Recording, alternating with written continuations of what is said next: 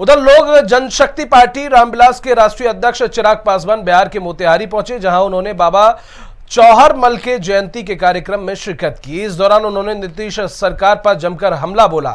चिराग पासवान ने कहा कि बिहार में शराबबंदी लागू होने के बाद भी जहरीली शराब से लोगों की मौत हो रही है, बावजूद इसके सरकार इस पर कोई कार्रवाई नहीं कर रही है। ऐसे ही जहरीली शराब से हत्याएं होती रहेंगी। बताइए, कानून बनाया जाता है और अपने ही कानून की आड़ में उसी कानून की धज्जियां उड़ाई जाती हैं। क्या हम लोगों को नहीं पता कि भैया कहाँ पे अवैध शराब का निर्माण हो रहा है? क्या हम लोग नहीं जानते कि किस तरीके से सीमावर्ती इलाकों से अवैध शराब का निर्यात किया जा रहा होता है? जब हम लोगों को ये जानकारी है तो क्या स्थानीय प्रशासन को नहीं पता?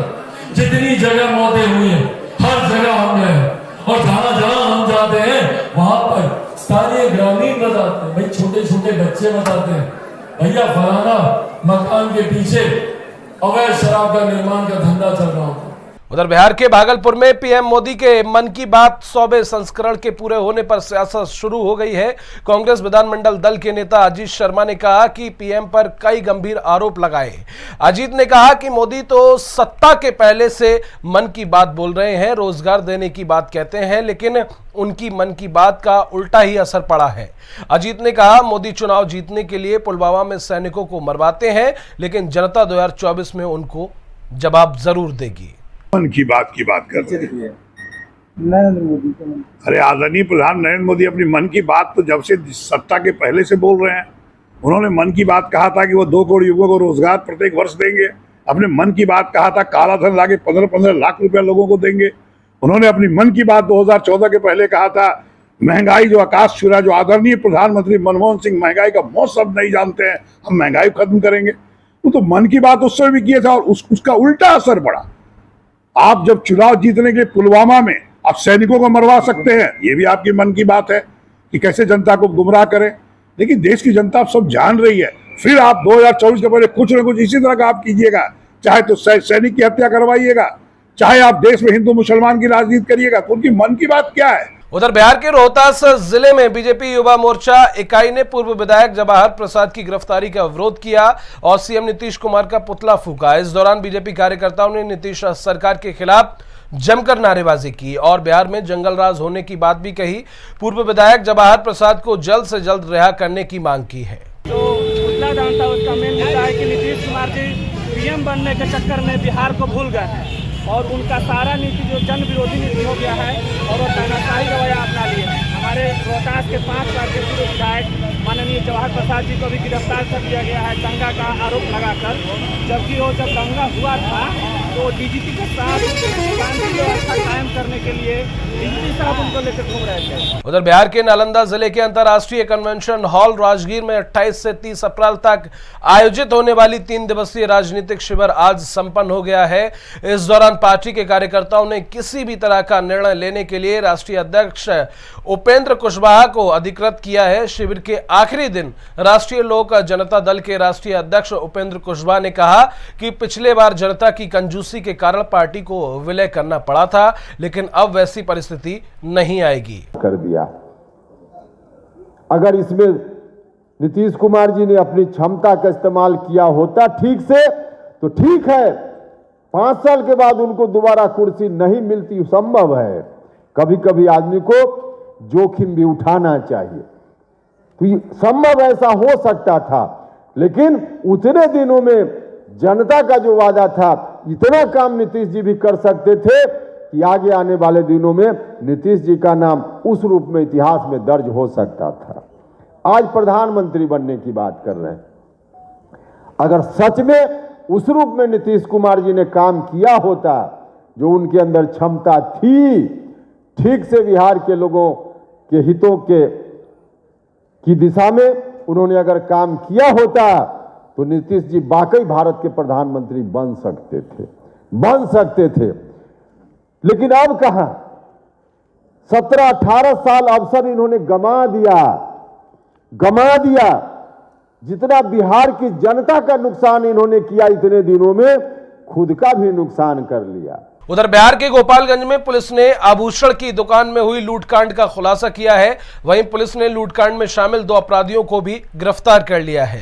गिरफ्तार दोनों अपराधी यूपी के देवरिया जिले के रहने वाले हैं। पुलिस ने कार्रवाई यूपी के सीमावर्ती इलाके में की। पुलिस ने गिरफ्तार आरोपियों के पास से 1 देसी कट्टा, 2 जिंदा कारतूस, 2 मोबाइल और 2 बाइक बरामद की हैं। एक सोने की दुकान में 6 अज्ञात अपराधियों के द्वारा लूटपाट की कोशिश की गई थी और लूटपाट का विरोध करने पर और लॉकर का कोड नहीं बताने पर जो दुकानदार थे उनको गोली मारकर जख्मी कर दिया गया था। उक्त मामले के उद्भेदन के लिए सदर एसडीपीओ के नेतृत्व में एसआईटी का गठन किया गया था। एसआईटी ने घटनास्थल का निरीक्षण किया था, वहां से महत्वपूर्ण सुराग प्राप्त हुए थे और उसके बाद सीसीटीवी फुटेज का अवलोकन किया गया और मानवीय आसूचना और तकनीकी आसूचना के आधार पर कांड में संलिप्त 2 अपराधी को गिरफ्तार किया गया है। घटना में 2 बाइक जो प्रयुक्त हुई थी उस दोनों बाइक को बरामद किया गया है और एक हथियार भी बरामद किया गया है जिससे गोली चलाई गई थी। उधर बिहार के दरभंगा के बहादुरपुर थाना क्षेत्र के तारालाही चौक पर दिन दहाड़े गोलीबारी से पूरे इलाके में सनसनी फैल गई। वहीं गोलीबारी में एक युवक की जान चली गई। बताया जा रहा है कि गोलीबारी आपसी रंजिश के चलते हुए गोली से घायल हुए व्यक्ति का इलाज डीएमसीएच में चल रहा है। पुलिस ने मामले में एक व्यक्ति को हिरासत में भी लिया है। फिलहाल पुलिस मामले की जांच में जुट गई है। पुलिस का कहना है कि आरोपी की गिरफ्तारी के लिए छापेमारी की जा रही है। हम रवि सिंह और भोला सिंह और सरवन सिंह पंचोब से आ रहे थे। उसी क्रम में घोड़सारी चौक पे भरतू यादव, अविनाश यादव, चंद्रहास यादव और राकेश यादव ये सब अंधाधुंध फायरिंग करने लगा। उसमें रवि सिंह को फेस में लग गया गोली और सरवन सिंह को कमर में लग गया है गोली। हम कैसे हम भोला सिंह जान बचा के वहाँ से भागे। मतलब तो 3 आदमी को गोली लगी? 2 आदमी को। गोली चलाने वाला कितने आदमी थे? उसमें था अविनाश यादव और गरतू यादव। गोली लगी, उनका इलाज चल रहा है। स्थानीय लोगों में आक्रोश है। पुलिस कार्रवाई कर रही है, जगह जगह छापेमारी की जा रही है। इसी तरह का मामला 2018 में भी उसकी विशेष जानकारी नहीं है, लेकिन अभी तत्काल तत्परता से हम लोग लगे हुए हैं। छानबीन और की जा रही है, जगह जगह छापेमारी जो की जा रही है। और अब खबर बिहार के लखीसराय जिले से है, जहां कबैया थाना क्षेत्र में सदर अस्पताल परिसर में एक शराबी ने जमकर बवाल काटा। इतना ही नहीं बल्कि शराबी खुद को मुख्यमंत्री नीतीश कुमार का बहनोई बता रहा था और पुलिस वालों को धमकाने लगा। बता दें कि बिहार में शराब पूरी तरह से बैन है, लेकिन फिर भी शराब पीने के मामले दिन प्रतिदिन सामने आते जा रहे हैं। अच्छा, नीतीश कुमार मुख्यमंत्री का बहनोई हम लगते हैं। अच्छा, जरा वायरल कीजिए। और क्या कहेंगे शराबबंदी को लेकर? हम उसका बहनोई लगते हैं, हमको उसका इज्जत करना चाहिए। स्टेट बैंक गली जो है ना, वहीं जय हिंद कोचिंग सेंटर है, वहीं पर गिरा हुआ। कैसे सूचना मिली सर? पब्लिक के द्वारा सूचना किया। उसका उठा के कहाँ लाए सर? उठा के सदर हॉस्पिटल लाए। क्या स्थिति है उसकी सर? अभी तो ठीक है, पानी से उसको नहवाए हैं, लेकर घर पर लिया है। इंडियन के परिवार के इसको खबर हाथी खबर कर दिया गया है कि सदर हॉस्पिटल में जाके इलाज किया।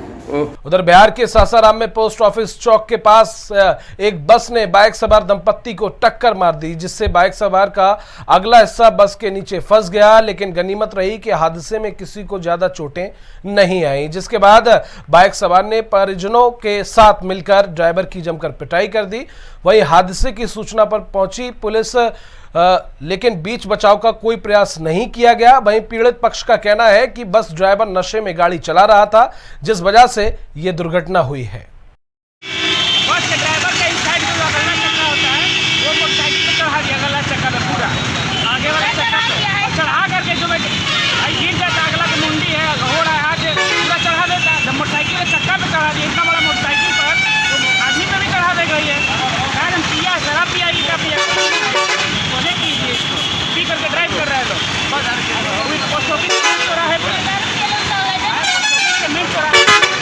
चलिए इसी के साथ इस बुलेटिन में बस इतना ही, लेकिन देश और दुनिया की तमाम खबरों के लिए आप देखते रहिए TNP न्यूज।